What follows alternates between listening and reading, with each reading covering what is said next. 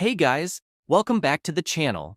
In today's video, we will be looking at why Jay Slater's Telegram account has been active recently, and Brandon talks about Luggy on a post from 2 years ago. Could it be the same Luggy that was involved with the Jay Slater case? So first, we are going to be looking at a video from Mary Anna's TikTok, where she mentions that Jay Slater's Telegram account has been active recently. Evening TikTokers and YouTubers, I hope you're well and I hope you've had a lovely Christmas break. I'm full of absolute cold and flu at the moment. I feel rotten. So, I haven't posted over the Christmas holidays purely to give some respect to the family and to also show respect to our boy Jay Slater. However, I feel like this is quite relevant and I think people should know. Jay Slater's Telegram account status shows last active within a month ago. Now, a few people have said his phone messages are now going to blue. There's a lot of people saying there's a lot of activity now showing on that phone. The question is, who's on that phone? Obviously, it's not Jay Slater, but is it the family? Or is it... or is it the police involved? I don't think we're going to know too much until it actually comes out to the public. I'm kind of hoping it is the police, because he still deserves justice. The friends are all liars. They've made a story from the start. And the thing is, the friends knew what happened at the start, so why would they set it up as a missing persons investigation? It doesn't make sense. We've all been fed this whole storyline of bullshit. A majority of the public fell for it. There's quite a lot of us that still don't believe it. But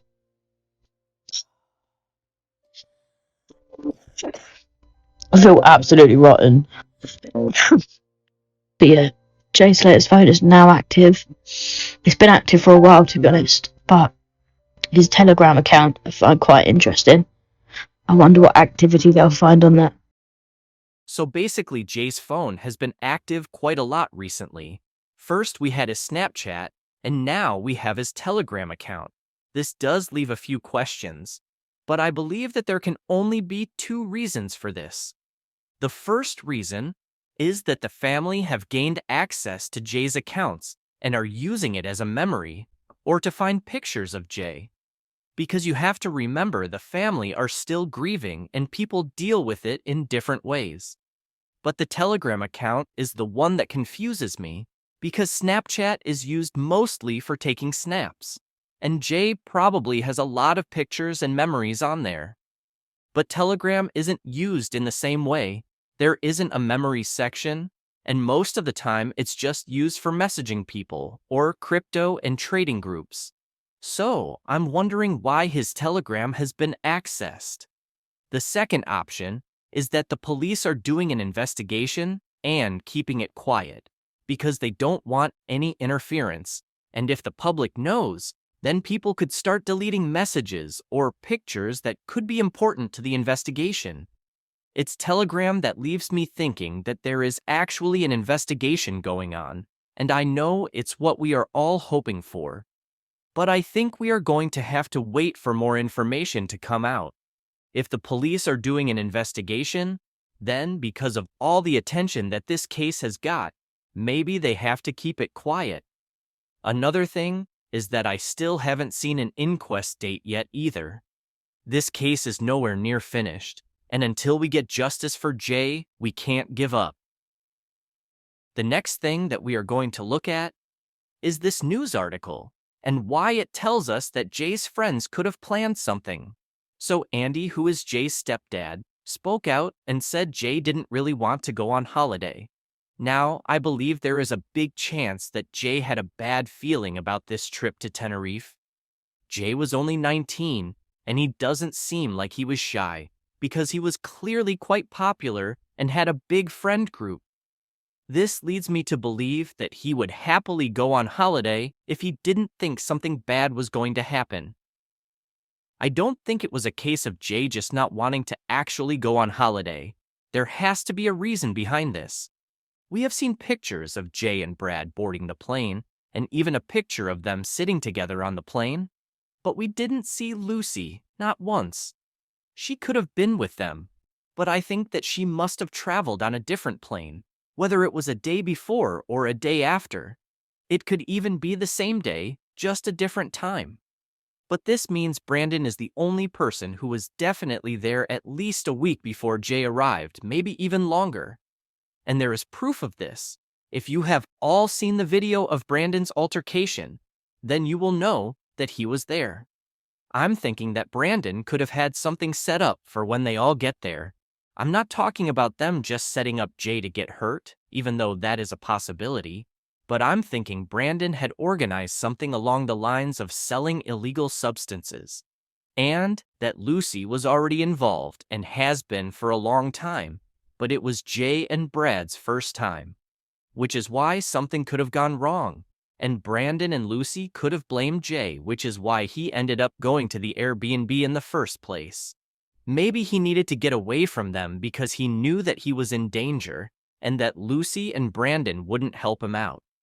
Brad, on the other hand, I think he just went along with it and didn't know how to handle the situation, or he was being threatened and didn't bother to help Jay because it would have put himself in danger. But I do think Brandon was the main person who was involved. But they all know what happened. Then, you have Andy saying that Jay was persuaded to go on holiday by his friends. Who are these friends who persuaded him? You would think that Brad is definitely one of them. But did Brandon and Lucy also try their hardest to get Jay to go? They could have kept trying to convince Jay, because they were going to make some money. But Jay didn't actually want to take part in whatever they got up to anymore. But he was persuaded to go by all of them. Plus, if you're only young like Jay was, then friends still have a big influence on you and it's not hard to get persuaded. I believe that Jay didn't want to go for a reason.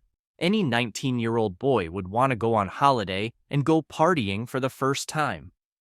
So why would he be feeling like he didn't want to go? Unless they all planned to get involved in something that Jay didn't want to take part in anymore. I can't think of another reason. The last thing that we are going to look at is a screenshot that was sent to me, which seems to be a comment on a Facebook post. This comment is from Royston Cropper, also known as Brandon, and the comment says, "Luggy gone mushroom picking." So this comment left me confused, because it could just be one of Brandon's friends that he is talking about. It's quite a coincidence that he has a friend who is also called Luggy, but I'm not too sure. The person who sent me this seems to think that he is on about Luggy, who was working with Chris Tenerife in the search for Jay. Does this mean that Luggy knew Brandon before the Jay Slater case? I really don't know, because Luggy defends Brad and Rachel most of the time, and I haven't even heard him mention Brandon. But the strange thing is that Lucy has reacted to this comment. It says that the comment was made 2 years ago, so it was clearly well before the Jay Slater case. One thing this does prove is that Brandon and Lucy are a lot closer to each other than they are with Jay and Brad. But we did already know this, to be honest. Let me know what you guys think. Does Brandon have a friend called Luggy? Or does he have a connection to the same Luggy that was involved in the search for Jay? Thank you for watching. Please like and subscribe, and we will update you as we find out more.